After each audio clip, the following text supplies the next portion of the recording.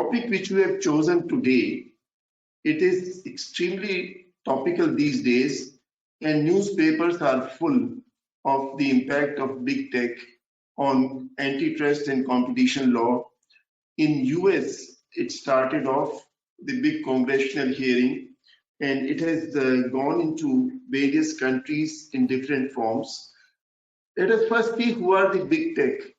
When we refer to big tech, generally we refer to these four companies: Facebook, Amazon, Apple, Google, which are sometimes abbreviatedly called as FAG, F-A-A-G, but they also include some other biggies like the Microsoft, IBM, and in the nearby Chinese context, Alibaba, Baidu, Tencent, and many others. In India, the only company which could qualify to be included in the big tech is Reliance Jio, which is displaying some of those characteristics. No surprise that through this quick rise, these big tech companies have attracted the glare of antitrust authorities in several countries. In America, for example, the big tech, they have just encountered, as it was mentioned, a big congressional investigation, and they have released a 449-page report, as a result of which the Department of Justice in the United States, they've filed a regular case against Google in several states, so it's going on. But not only in America, in many other countries also. For instance, in Germany, Facebook is facing a serious case when it has been investigated that not only the Facebook, but also the WhatsApp and Instagram, which had been acquired by them, whether the data which they acquired about people, they had taken permission from people, and whether they are using or misusing those data. In UK, for example, and today's newspapers were full that the government is planning to put up a separate unit within their CCI equivalent of CMA, which would be fully equipped to investigate the antitrust matters, because it does require special qualifications, special skills in order to investigate how best you can have these remedies drafted in these cases, not only structural, which of course in USA they talk of breaking some of these companies. In some cases there could be behavioral remedies, but what kind of remedies could be given, could be inflicted in such cases is something which requires skills which need to be developed, and many antitrust authorities are not yet equipped, including in India. There are also investigations going on in several other countries. Some cases, for example, Amazon, for instance, they were facing charges that through access to that data, they could get information about the consumer behavior, and they were able to come out with their own products, which they would market in preference to other competing products. Access to data is one major factor. Network effect is another one. Data analytics is another way. And also, there is another term, killer acquisition, that they would acquire any firm which is likely to be a competitor or where there could be a synergy.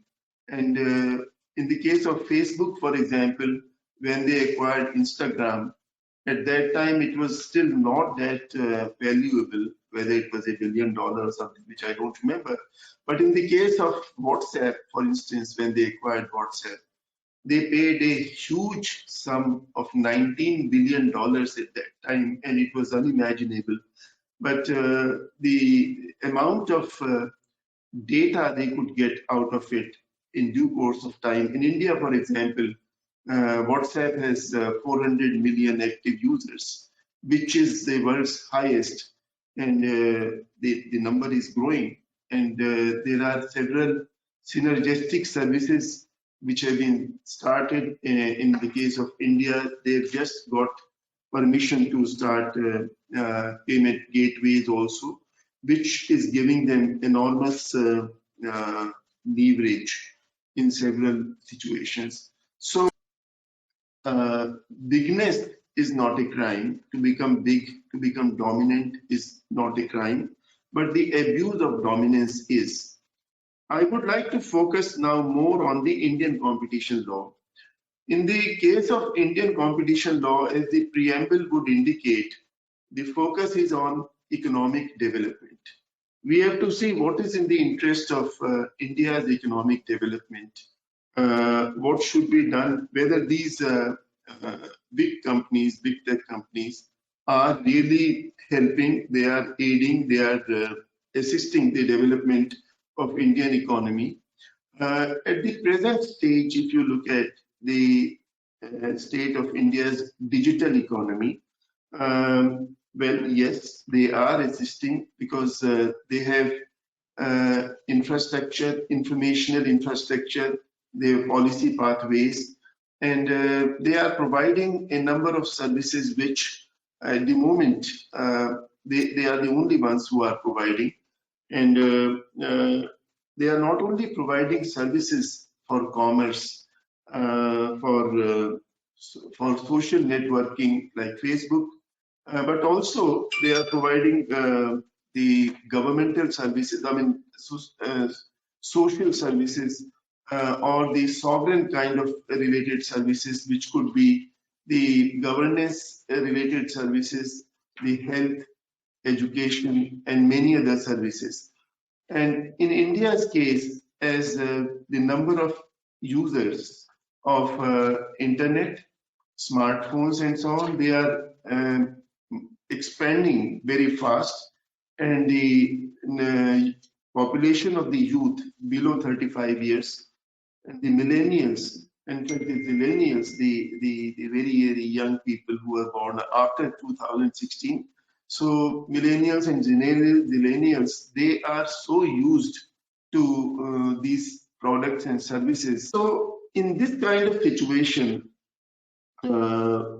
probably it is becoming indispensable to have these big techs. But question is whether they are reducing their dominance and whether they are creating any hurdles or barriers in the entry of newcomers, or whether they are charging too much inordinately high commissions for the use of their services. I also had occasion to examine the mergers and acquisition in that division. Some investment by Facebook in Reliance Jio, and another investment by Google, and similarly in Reliance Jio, and these have been approved. But the question is whether the CCI is adequately equipped at the moment to look at these matters. I mean, for instance, in the case of WhatsApp, it was not even notified when Facebook acquired. Question is whether it was required to be notified at that time, and if it is notified at this time, what would have been done?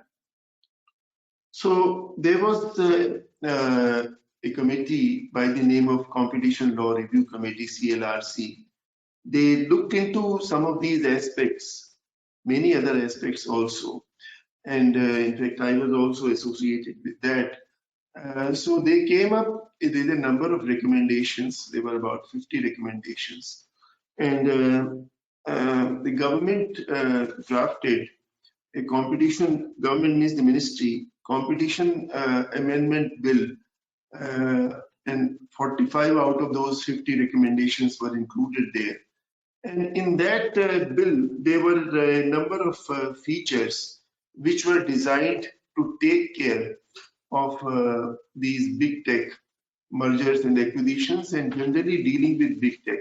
In the case of M&A, for example, so far in the scheme of things in our competition law, it was the threshold limit based on the value of assets and turnover. But in this new situation, which is now pending for consideration, the deal size is going to be looked at. And if, for example, these big techs and others, they are buying, they are acquiring a company because of the access to data which they have in mind, although in the value of assets and turnover, it could not have been covered, but in the quantum of deal, for example, in the case of Facebook acquiring WhatsApp, we just mentioned it was $19 billion.